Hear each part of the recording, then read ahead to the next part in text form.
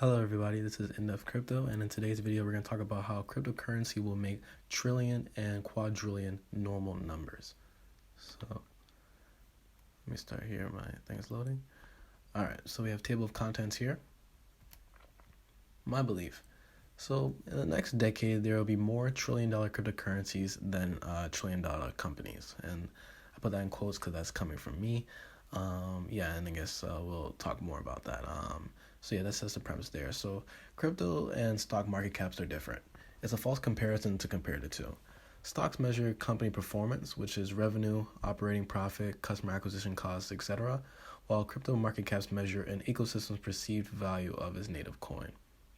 So multiple parameters can be used to evaluate a coin, such as tokenomics, activity levels of the blockchain, use case outlined in this white paper, percentage of long-term holders and how long they're long-term holders. Any of these type of parameters can be used to evaluate a coin, but many more can be used as well. So the significance of Bitcoin hitting $1 trillion. Bitcoin hit $1 trillion in market cap in February of 2021. According to bitinfocharts.com, there was only 1 million unique active wallet addresses during this time. In comparison, Cash App clocked in 36 million users by the end of 2020, a few months beforehand. So currently when you check BitInfoCharts, by the way, my throat is killing me, so excuse me if I sound sick, because I might be, God forbid that corona shit. Currently Ethereum has 800,000 active wallet addresses. Bitcoin Cash has 70K, Bitcoin SV has 300K, and then Doge 55K. Mind you, these are daily active users. And then when you compare these, unique wallet addresses to the actual market caps of the coins themselves, you'll see a discrepancy. So for 800K wallet address for daily for Ethereum, we have a $470 billion market cap. And then for BCH, we have 8.2, BSV, we have 2.37, and Doge, we have 22.7 billion. So what does this discrepancy tell us between the market caps and the active users? It tells us that the value of any cryptocurrency or any crypto network is not directly or possibly even closely related to the network's true goal. It tells us that cryptocurrencies are far more lucid than their rigid stock counterparts. Stock meaning, stocks. Hopefully that wasn't used, misunderstood. But so let me repeat that. It tells us that cryptocurrencies are far more lucid than their rigid stock counterparts due to value not being directly tied to the doings of the networks as company. In other words, cryptocurrencies are two-dimensional assets while stocks are one-dimensional. So why is this? And the answer is usability. A number of factors can greatly increase/decrease the value of cryptocurrencies that lay outside the project's goals stated in the white paper. And we'll get into those in the next slide. But I wanted to stop here 1 second and say yes. Usability is the answer.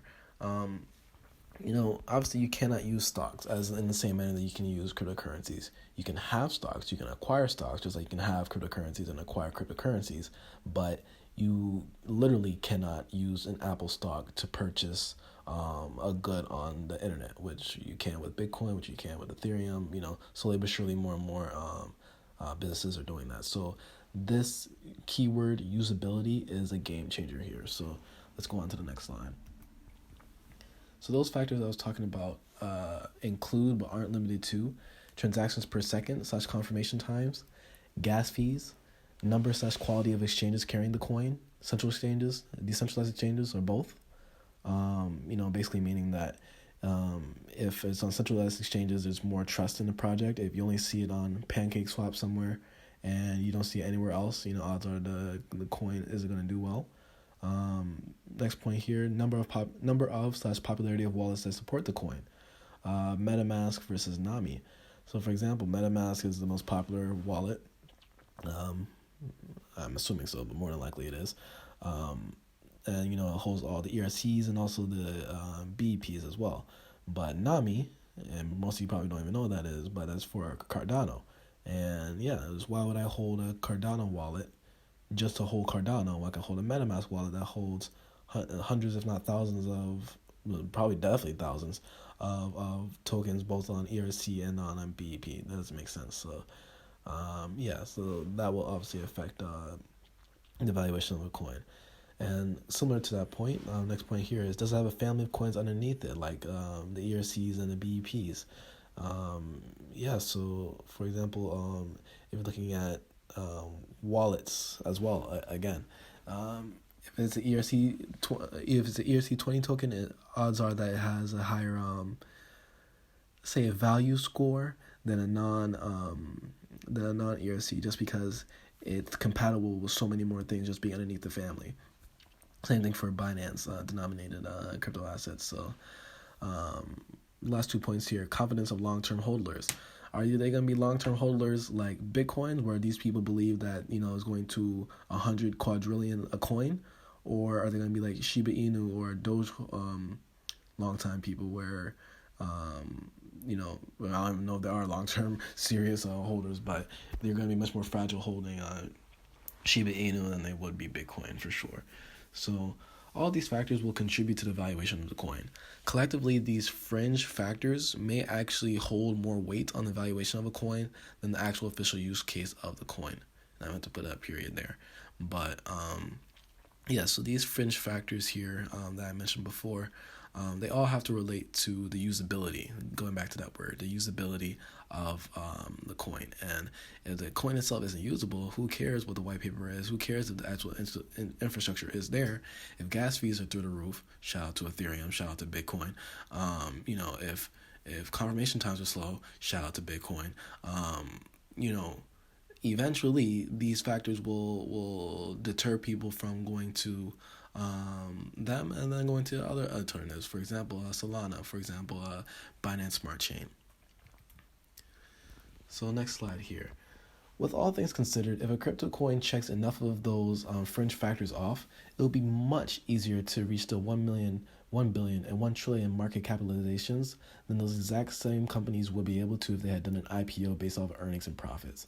And that's true. It's simply put, you're more likely, if you have a crypto project that's successful, to have a higher market cap than you would revenue and what's it called?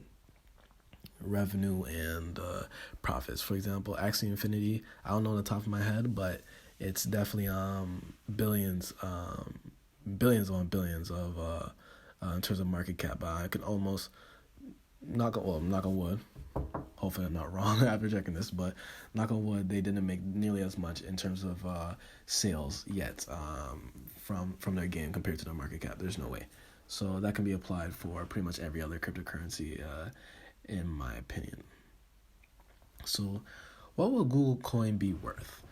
So here's an interesting analogy that I like to tell people. So if Bitcoin is now 12 years old, has about 1 million active daily wallets, and has a market cap of currently about $880 billion. If it has that, what would Google Coin be worth? Google Coin would be 23 years old. Google has Google Search, YouTube, Images, Books, Earth, Maps, Flights, Translate, etc. If all these services all had to run on a single coin way back from 1998, the market cap of Google Coin would have to be at least $1 quadrillion if Bitcoin is worth 1 trillion. So we're either saying Bitcoin, Ethereum, Solana, all these, top 10 cryptocurrencies are extremely overvalued, or what's to come in the future is that there's going to be just far more money in the world, when companies are easily with quotes, reaching trillions or even reaching the quadrillion mark. In my opinion, it's the latter, which is the future has way more to hold. I'm very curious to see what your thoughts are about this Google Coin analogy. And so, final words here. If quadrillions are in the distant future for cryptocurrencies, let's say 10 to 20 years time, it's not unreasonable to look for coins that will 10 to 100x. Let me finish this point, that will 10 to 100x. That is honestly a completely reasonable expectation to have on a crypto investment, if doing proper research, by the way. And yeah, I joke, Bitcoin, for example, won't 100x to, and that is so stupid of me. Why did I put 40 million? That's dumb. Yeah. Doing proper research, you know what I mean? But if you're doing from 40,000, what is that? That's 4 million. That's not 4D million, sorry. But you get the point there. Yeah, Bitcoin's not going to 4 million per coin. It won't. So let's not be super optimistic there. But if you're looking at 8-figure market caps, so 10 million to 999 million, yeah, having those type of cryptocurrencies and moving those up to the 10-figure range, so over $1 billion worth of market cap, that is the best range to look at for new coins. And that's how I found Travala, for example. Travala being one of my coins that I recommend people, well, do your own research, but I would recommend people investing in. So yeah, that is it. It's been about 10-11 minutes now, so tell me what your thoughts are. I definitely want to hear them. And yeah, I'll catch you guys in the next video. Peace. Thank you.